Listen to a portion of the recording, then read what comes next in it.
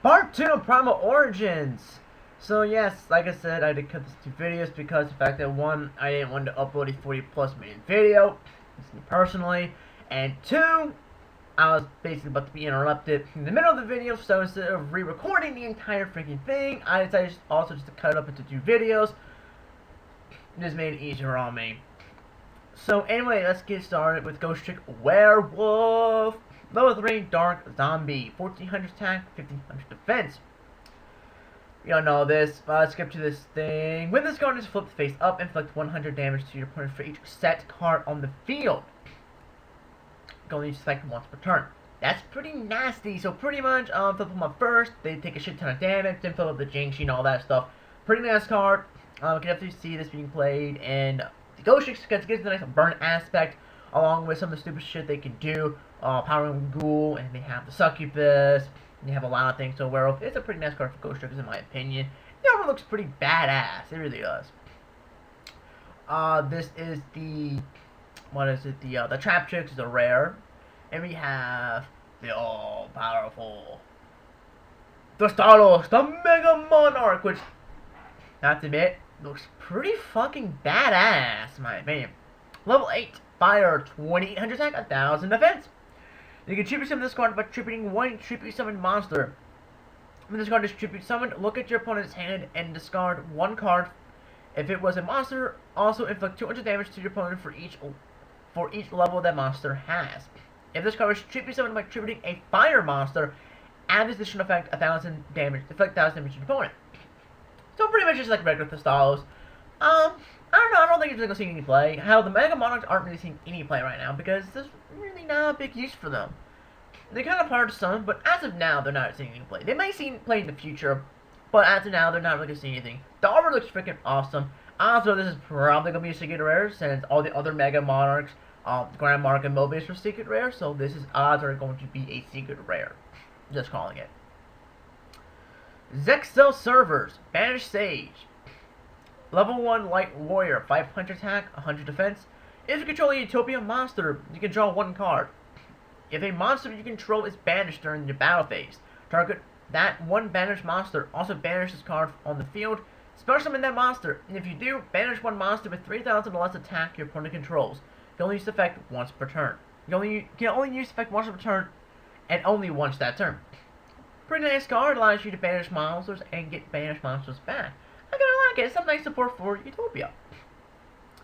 Ghostrick Parade. Hey, it's Mardi Gras, guys. I don't know why I said that. I had to. Look at all the Ghostricks. I like this.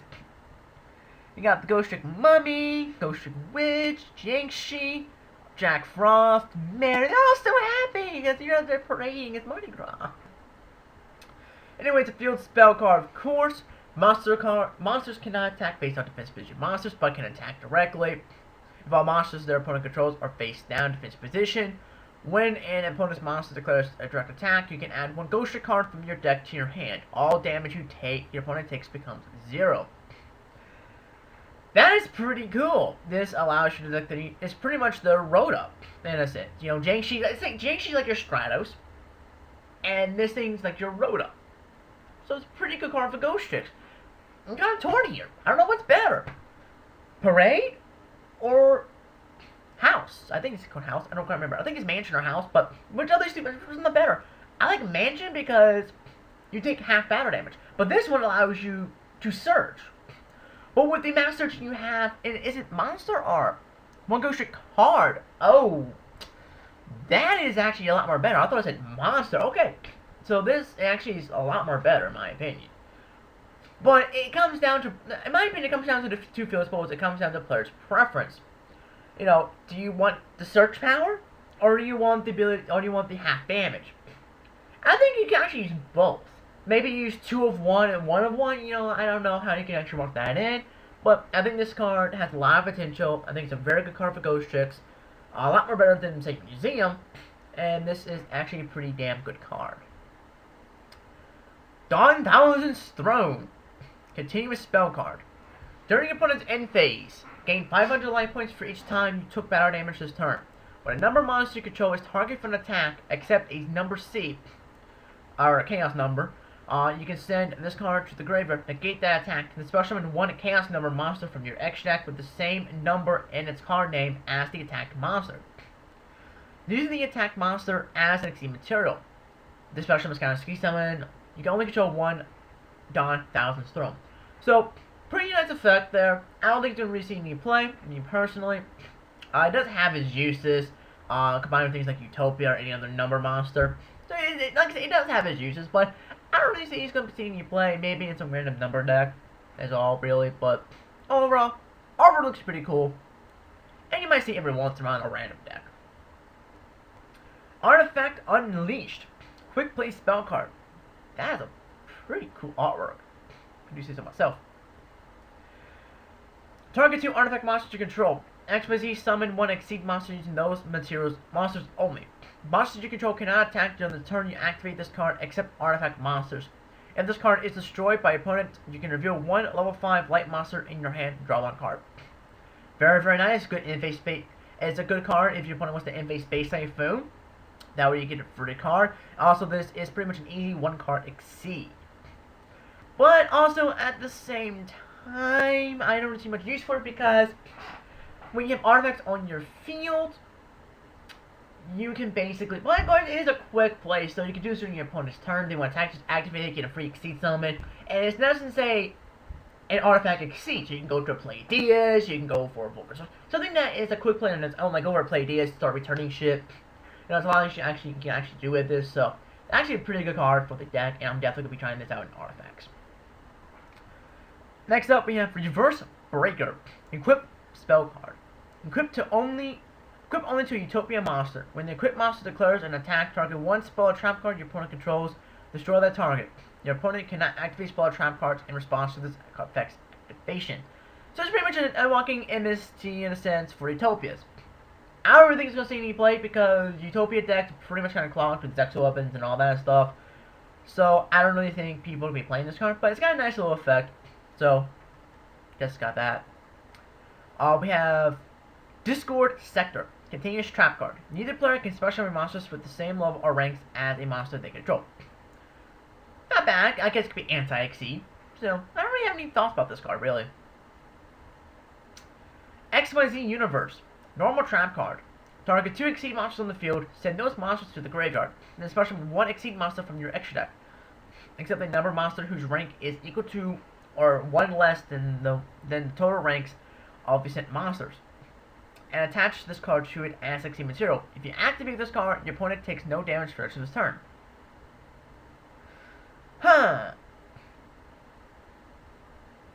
Actually, this is actually not bad, in my opinion.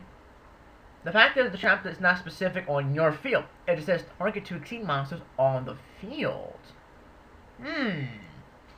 So those monsters to the graveyard, the special 1 exceed monster in extra deck whose number of monsters rank is equal to or 1 less. Actually, it's a pretty nifty little card, actually. I don't know if it's going to see any play, but I like it for the troll factors. Because of the fact that you don't have to have 2 on your side of the field. It's just 2 on the field in general.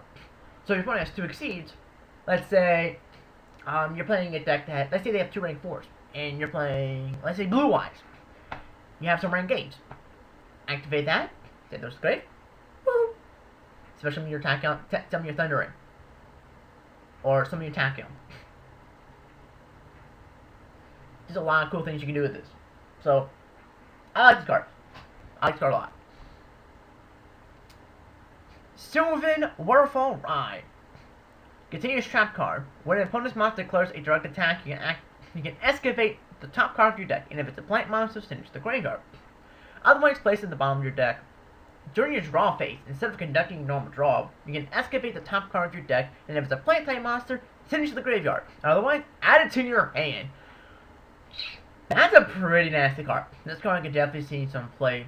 Mainly because, one, it's a great card to combine with your field spell, and also the fact that instead of conducting draw, you can be, oh, I think I'll keep this in my hand. I think I'll put this, like, if it's not a plant, oh, I'll put it in my hand. Yeah, it's a very, very nice card. So, I can definitely see this card getting some play. I'm just saying. Next up, we have Last Counter. It's a counter trap card. When an attack is declared involving a battling boxer monster you control, you can negate that attack. And if you do, send your battling monster to the graveyard. Then one battling boxer. Let's see. And if you do send your battling monster to the graveyard, then one battling boxer monster you control gains attack equal to the opponent's battling monster's original attack. And if it does, you receive the damage calculation between that monster and your opponent's battling monster. Then take damage equal to the attack gained by the card's effect. Is this me? Am I just fucking dumb, or is this card confusing as hell? Honestly, all I can see is, let's see, it's like, is this me, or is this, please tell me I'm the only one who's confused by this fucking effect. I'm rarely confused about effects in this game. This one really keeps scratching my head and going, what?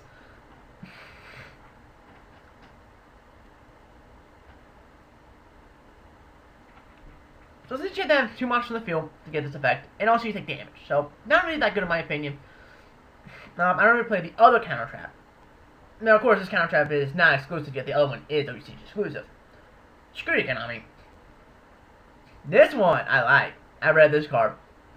Evolutionary Singularity. Normal trap card. Target 1 evil tile and 1 evil sword monster in your graveyard. Special 1 evil sword monster from your X deck, and if you do, attacks those targets to its Aztec Sea material. This card is nuts. This is something. This is a card. This is something that Evil Swords have needed for a long time. They needed a card like this to get fast Exceeds out. And the cool part is, this is the trap card. You can be using your opponent's turn to get a free Logia out or free Dolka out. It's pretty freaking crazy. So this makes Evil Swords, the Evo deck, a lot more better. And I'll definitely be testing this shit out in Evo. Just saying. Ambush of the Monarchs. Pun. The U used to means melt. Okay. Continuous trap. If you have no cards in your extra deck and you control a tribute summon monster, negate the effect of all face-up monsters on the field except the tribute summon monsters. During your interface, if you do not control a tribute summon monster, send this card to the graveyard. It's pretty much something for the Stardust. Like pretty much every Mega Monarch is pretty much gonna have a card dedicated towards them, in my opinion. And this is more towards the Stardust. I don't really think it's that good of a card, so you can disagree, but I don't think highly of it. Ghostrick Knight. So where do we think we're gonna get another trap card? It's continuous. Let's see. While you control a Ghostrick monster, while a Ghostrick monster is face up on the field, your opponent cannot flip summon monsters. That's nasty.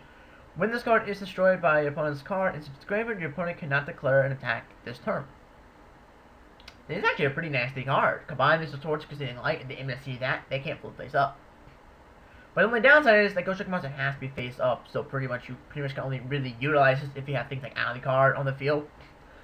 So yeah, this is an interesting trap card. Stardust. It looks freaking awesome. Look at that. Like a little galaxy. Look at a little Milky Way in there.